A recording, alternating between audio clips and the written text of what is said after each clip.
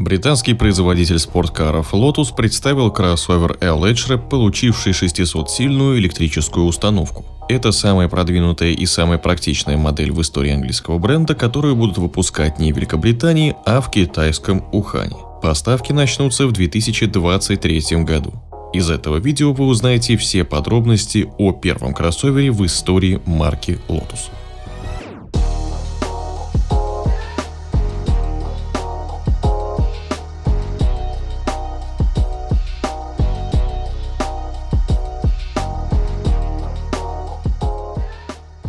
В 2022 году марка Lotus открывает новую главу в своей истории. Компания, которая выпускала исключительно спорткары, сделала первый кроссовер. Модель Lotus L-Edge стала заодно еще и первым пятидверным автомобилем в истории бренда и первым полноприводным автомобилем марки. Разработанный командами из Великобритании, Китая, Швейцарии и Германии, L-Edge оформили с оглядкой на последний бензиновый спорткар Lotus Emira, а революционная аэродинамика досталась ему от электрического гиперкара Evi. В основу кроссовера легла новая модульная платформа Electric Premium Architecture (EPA). По своим габаритам и дизайну автомобиль близок к Lamborghini Urus, а дизайн, созданный Беном Пейном, отсылает к моделям китайской марки Lynk & Company и к спорткарам Lotus. Такое влияние Китая обусловлено тем, что в 2017 году Lotus перешел под крыло холдинга Geely. Вседорожник получил длинную колесную базу, сдвинутую вперед кабину и короткие свесы. Результатом стал визуально легкий силуэт, что перекликается с принципами марки. Основатель компании Колин Чепман говорил о том, что автомобили Lotus должны быть простыми и легкими. Для снижения массы помимо высокопрочной стали применены углеродное волокно и алюминий во внешних панелях. Но точных цифр Lotus не приводит, хотя некоторые источники заявляют, что L-Edge весит около 2 тонн. Габариты электрокроссовера составляют 5103 мм в длину, в ширину 2231 мм с традиционными зеркалами и 1630 мм в высоту. Колесная база 3019 мм. А если установить вместо зеркал опциональные камеры, то ширина уменьшится до 2135 мм. Камер с каждой стороны по 3. Заднего вида, для системы кругового обзора, а также для будущего автопилота. Последний работает в связке с лидарами. Первые в индустрии выдвижные датчики расположены над ветровым и задними стеклами, а также в передних крыльях. Над обликом кроссовера работал штатный дизайнер Бен Пейн, но куратором проекта выступил прославленный Питер Хорбери, который в прошлом году оставил пост вице-президента по дизайну в компании Geely и перешел в британский Lotus. По его словам, силуэт со сдвинутым вперед салоном – это фирменная черта среднемоторных спорткаров компании.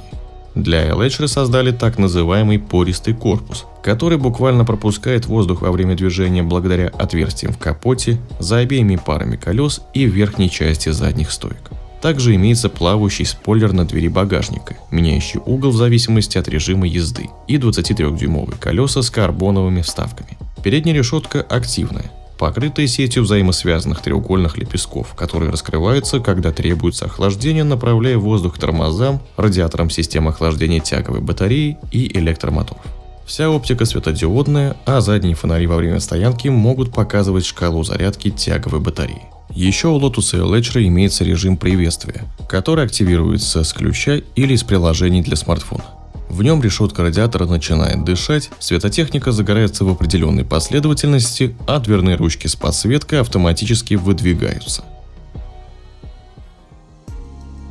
В салоне применены прочный синтетический текстиль и легкие смеси шерсти, которые весят в 2 раза меньше, чем натуральная кожа, а в отделке преобладает пластик, сделанный из вторсырья и углепластик.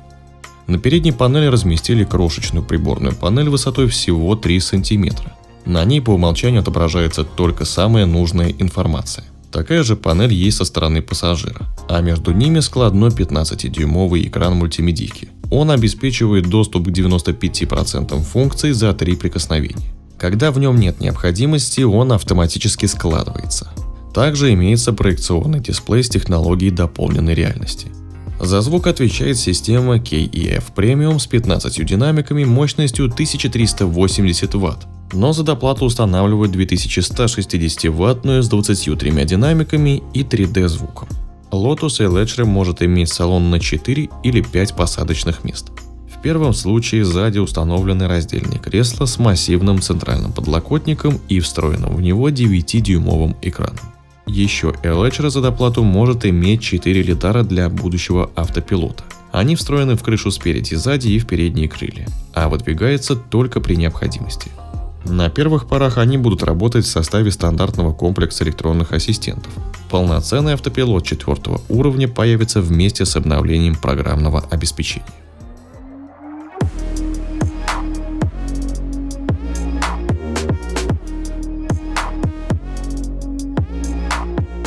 Компания заявляет, что у Eletre душа и сердце Emira, последнего бензинового спорткара марки, и революционная аэродинамика электрического гиперкара Evia, переосмысленные в новом форм-факторе, который определяется как Hyper SUV – гиперкроссовер. Но если посмотреть на техническую начинку, о которой сказано немного, Eletre явно не дотягивает до гиперкроссовера. Силовая установка с 2 электромоторами по одному на оси выдает более 600 лошадиных сил и разгоняет кроссовер с места до сотни менее чем за 3 секунды. Максимальная скорость 260 км в час. Полный заряд аккумулятора емкостью более 100 кВт-часов обеспечивает около 600 км пробега по циклу WLTP. От 350 киловаттного терминала пополнить батарею на 400 км можно будет за 20 минут. Предусмотрена зарядка от сети переменного тока мощностью 22 кВт. Автомобиль получил 800-вольтовую систему, пневматическую подвеску с непрерывным контролем демпфирования и пятирычажку сзади. В топе имеются тормоза с 10-поршневыми суппортами из керамического композита, а в списке опций полноуправляемые шасси и активная система подавления кренов. В отличие от спорткаров Lotus, собирать Eletre будут не в Великобритании, а в Китае. Для премиум-семейства электромобилей построен новый завод Lotus в Ухане, который обошелся в $1,2 миллиарда. Его производственная мощность составляет 150 тысяч автомобилей в год. В 2023 году модель выйдет на рынок Европы и Китая, а затем появится в других странах и обрастет новыми исполнениями. Понравился ли вам дизайн и техника нового электрокроссовера от Lotus? Поделитесь своим мнением в комментариях.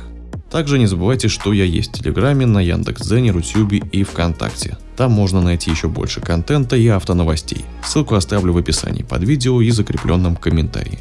Переходите и подписывайтесь, чтобы не пропускать новые видео и быть в курсе последних событий автоиндустрии.